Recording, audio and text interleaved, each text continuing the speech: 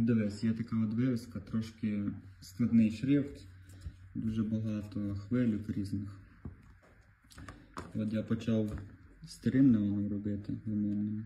Я не подивився, що він зараз відрізняється, почав старим. У мене був залишок. І він раніше мені не подобався, бо він був дуже твердий. Він був найтвердший зі всіх, але от я ним зробив. І тут всюди ідеально, тут не зарізав ще. В всіх пазах він тримається настільки міцно, що його от не виймеш. На всіх оцих от хвильках він добре стоїть. А оце вже новий. Всіх от, не видно. На оцих от хвильках його розпирає, він вилазить. От просто так от. Тут теж сюди розпирає, ну, тобто це кожен раз підрізати, такий невеличкий згин. От.